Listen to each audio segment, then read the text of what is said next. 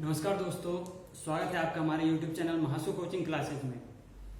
जैसे कि हमने जो पिछला लेक्चर था उसमें पढ़ा था, उत्तराखंड के जो राष्ट्रीय उद्यान थे उनके बारे में हमने जाना था।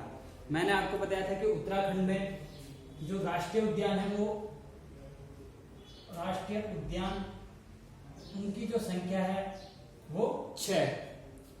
राज्य में जो राष्ट्रीय उद्यान है उनकी संख्या क्या है? 6 है। अगर वन्य जीव विहार की बात करते हैं, वन्य जीव विहार, तो राज्य में जो वन्य जीव विहार है उनकी संख्या कितनी है? 7 वन्य जीव विहार। अगर हम बात करते हैं राज्य में स्थित जो बायोस्फीयर रिजर्व क्षेत्र है तो उसकी संख्या कितनी है? तो बायोस्फीयर रिजर्व जो क्षेत्र है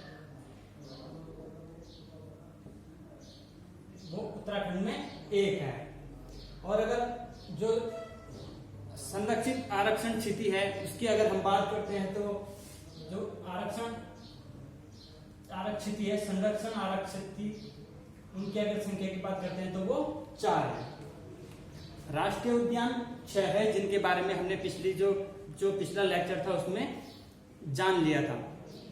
जो राज्य का सबसे पुराना या एशिया का जो सबसे पुराना राष्ट्रीय उद्यान था वो कार्बेट नेशनल पार्क था, जिसकी स्थापना 1936 में की गई थी। बाकी इसके साथ साथ हमने जो अन्य राष्ट्रीय उद्यान थे उनके बारे में भी जाना था, उनके जो महत्वपूर्ण फैक्ट थे उनके बारे में भी हमने पिछले वीडियो में जाना था। आज जो हम बात करेंगे वो राज्य में स्थित वन्य जीव विहार की करेंगे। उससे पहले मैं आपको बताना चाहूंगा कि अगर पूछा जाए कि बाघों का स्वर्ग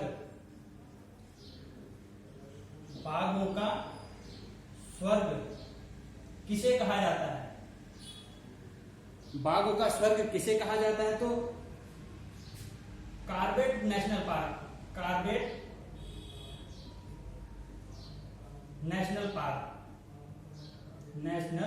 पार्क, इसको बाघों का स्वर्ग कहा जाता है। यह प्रश्न पिछले एग्जाम में पूछा भी गया था। अगर हम बात करते हैं कि जो पक्षियों का स्वर्ग किसे कहा जाता है? पक्षियों का स्वर्ग,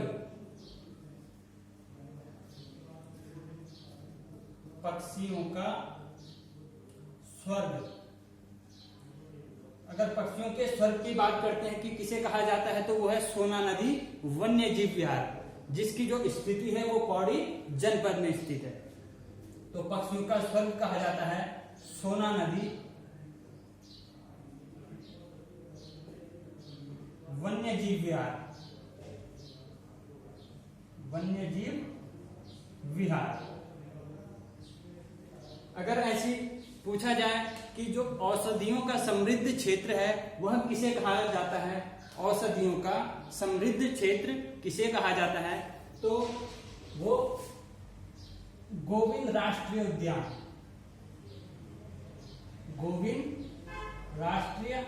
उद्यान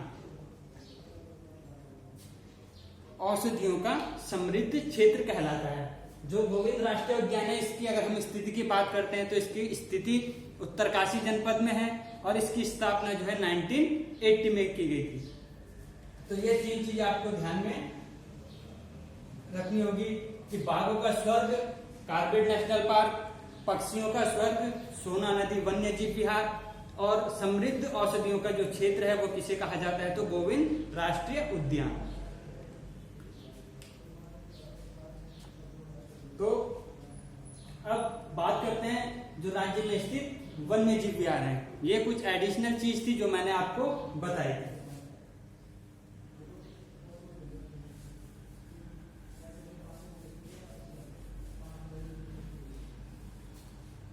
अगर बात करते हैं कि जो राज्य में सबसे पुराना वन्य जीव विहार है, सबसे पुराना जो वन्य जीव विहार है वह कौन सा है? तो गोविंद वन्य जीव विहार। गोविंद वन्य जीव विहार अगर हम इसकी स्थिति की बात करते हैं, इसकी स्थापना की बात करते हैं, तो इसकी स्थिति राज्य के उत्तरकाशी जनपद में जो गोविंद वन्य जीव विहार है, गोविंद वन्य जीव विहार,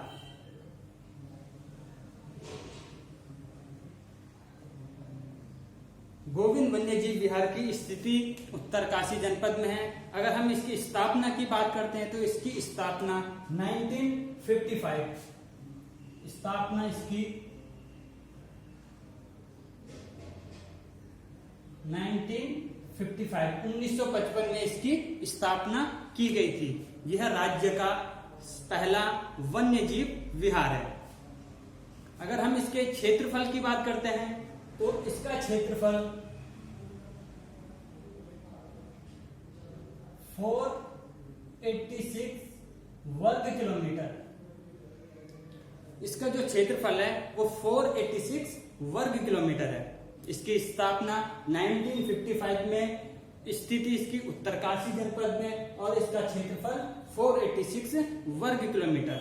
यह राज्य का पहला वन्यजीव विहार है। अगर हम बात करते हैं राज्य का दूसरा जो वन्यजीव विहार है वह कौन सा है, तो वो केदारनाथ वन्यजीव विहार। राज्य का दूसरा वन्यजीव विहार केदारनाथ वन्यजीव विहार। अगर हम इसकी स्थापना की बात करते हैं तो इसकी जो स्थापना होती है वो 1972 में, 1972 में। अगर हम इसकी स्थिति की बात करते हैं कि यह राज्य के किन जनपदों में इसकी स्थिति है, तो जो इसकी स्थिति है वो राज्य के रुद्रप्रयाग और चमोली, रुद्रप्रयाग और चमोली जनपद में इसकी स्थिति है। केदारनाथ वन्यजीव विहार, केदारनाथ वन्यजीव विहार, इसकी जो स्थापना होती है वो 1972 में, इसकी जो स्थापना थी वो 1972 में। इस केदारनाथ वन्यजीव विहार की स्थापना की जो इसका जो स्थापना का उद्देश्य था वह कस्तूरी मृग को संरक्षित करना था। कस्तूरी मृग के संरक्षण के लिए केदारनाथ वन्यजीव विहार की स्थापना की गई थी, क्योंकि आप सभी को पता होगा जो नर कस्तूरी मृग होता है उससे हमें कस्तूरी प्राप्त होती है, और वो कस्तूरी बेहद कीमती औषधि है जिसका जो उपयोग है वो कई, जैसे हृदय रोगी हो गया, मिर्गी रोगी हो गया, निमोनिया हो गया, आदि बीमारियों में उसकी औषधि काम आती है। तो कस्तूरी को बचाने के चक्कर में, कस्तूरी मृगों को बचाने के चक्कर में केदारनाथ वन्यजीव विहार की स्थापना की गई थी। इसकी स्थापना 1972 में की गई थी और ये सरकार द्वारा कस्तूरी मृग को बचाने का पहला प्रयास किया गया था। इसके बाद अगले बहुत सारे प्रयास किए गए। अगर हम तीसरे वन्यजीव, अगर हम इसके क्षेत्रफल की बात करते हैं, केदारनाथ वन्यजीव विहार, इसके अगर हम क्षेत्रफल की बात करते हैं तो इसका जो क्षेत्रफल है 957.20 वर्ग किलोमीटर, 957.20 वर्ग किलोमीटर है। यही केदारनाथ वन्यजीव जो विहार है यह राज्य का सबसे बड़ा वन्यजीव विहार है। सबसे पुराना या पहला जो वन्यजीव विहार था वो गोविंद वन्यजीव विहार है, और अगर सबसे बड़े की बात करते हैं तो सबसे बड़ा केदारनाथ वन्यजीव विहार है। अगर हम तीसरे वन्यजीव विहार की बात करते हैं तो तीसरा वन्यजीव विहार अस्कोट वन्यजीव विहार है, जिसकी स्थिति राज्य के पिथौरागढ़ जनपद में है। अगर हम इसकी स्थापना की बात करते हैं तो इसकी जो स्थापना हुई थी वो 1986 में हुई थी, और क्षेत्रफल की बात करते हैं तो क्षेत्रफल इसका 600 वर्ग किलोमीटर है। तो जो तीसरा हमारा वन्यजीव विहार है वह अस्कोट वन्यजीव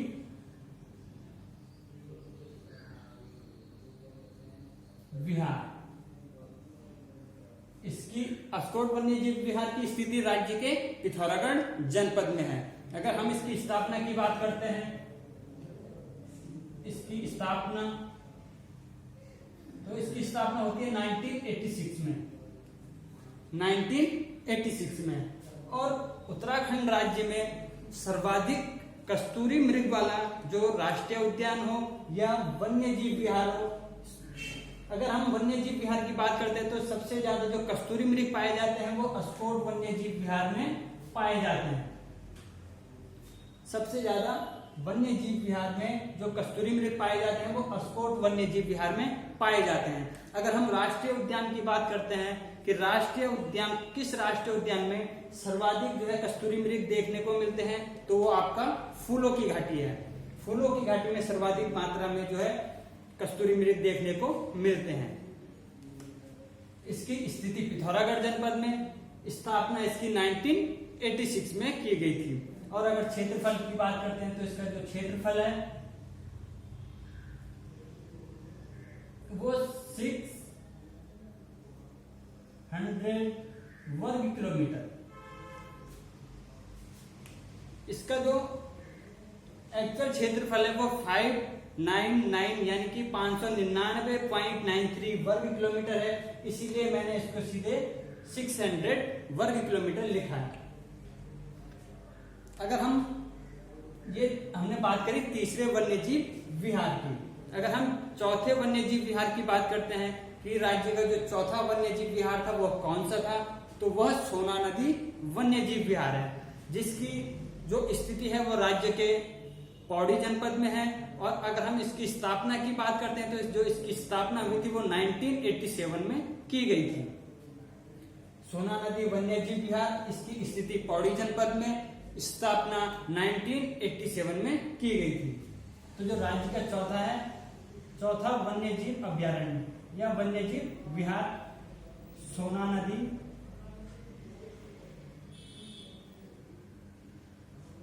वन्यजीव विहार, स्थिति पौड़ी जनपद में। इसकी जो स्थापना की गई थी, वो 1987 में, 1987 में इसकी स्थापना की गई थी, 1987 में। अगर हम इसकी क्षेत्रफल की बात करते हैं तो जो इसका क्षेत्रफल है, सोना नदी वन्यजीव विहार का जो क्षेत्रफल है वह 301.18 वर्ग किलोमीटर। सोना नदी वन्यजीव विहार राज्य का चौथा वन्यजीव विहार है, जिसकी स्थापना 1987 में की गई थी, जिसका जो क्षेत्रफल है वह 301.18 वर्ग किलोमीटर है और स्थिति इसकी राज्य के पौड़ी जनपद में है। अभी मैंने आपको बताया कि जो सोना नदी वन्यजीव विहार है इसको पक्षियों का स्वर्ग कहा जाता है। इसमें आपको बहुत अधिक मात्रा में जो है पक्षियां देखने को मिलेंगे, चाहे वो विदेश, यहाँ पे ज्यादातर जैसे विदेशी पक्षी आपको देखने को मिलते हैं। तो ये राज्य का चौथा वन्यजीव विहार था। अगर हम पांचवें वन्यजीव विहार की बात करते हैं तो राज्य का जो पांचवा वन्यजीव विहार है वह बिनसर वन्यजीव विहार है। बिनसर वन्यजीव विहार है, जिसकी जो स्थिति है वह राज्य के अल्मोड़ा जनपद में है, राज्य के अल्मोड़ा जनपद में है। अगर हम इसकी स्थापना की बात करते हैं तो जो इसकी स्थापना की गई थी वो 1988 में की गई थी। और अगर हम इसकी जो क्षेत्रफल है, क्षेत्रफल की बात करते हैं तो इसका क्षेत्रफल 47.07 वर्ग किलोमीटर है, यानी कि 47.07 वर्ग किलोमीटर है। तो जो पांचवा वन्यजीव विहार है वह बिनसर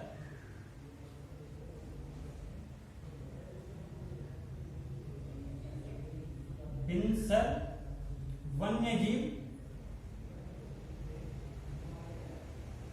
विहार, जिसकी स्थिति राज्य के अल्मोड़ा जनपद में है। इसकी स्थापना 1988 में की गई थी, 1988 में इसकी स्थापना की गई थी। और अगर क्षेत्रफल की बात करते हैं तो जो इसका क्षेत्रफल है वो 47.07 वर्ग किलोमीटर, 47.07 वर्ग किलोमीटर इसका क्षेत्रफल है। यह राज्य का 5वां वन्य जीव विहार है। अगर हम बात करते हैं जो छठा वन्य राज्य का जो छठा वन्य जीव विहार है वह कौन सा है, तो छठा वन्य जीव विहार है वो आपके देहरादून जनपद में स्थित है। देहरादून जनपद में स्थित है जो मसूरी वन्य जीव विहार। मसूरी वन्य जीव विहार, इसका जो दूसरा नाम है वह उसका जो दूसरा नाम है विनोक माउंटेन क्लेव। इसका जो दूसरा नाम है विनोक माउंटेन क्लेव।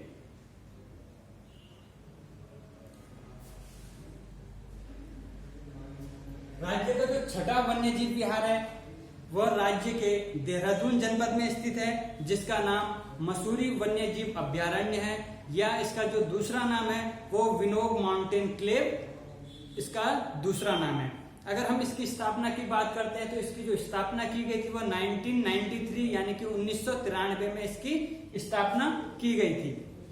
अगर हम इसकी जो क्षेत्रफल की बात करते हैं तो इसका जो क्षेत्रफल है वह 10.82 वर्ग किलोमीटर है, 10.82 वर्ग किलोमीटर है। इसकी जो स्थापना थी 1993 में।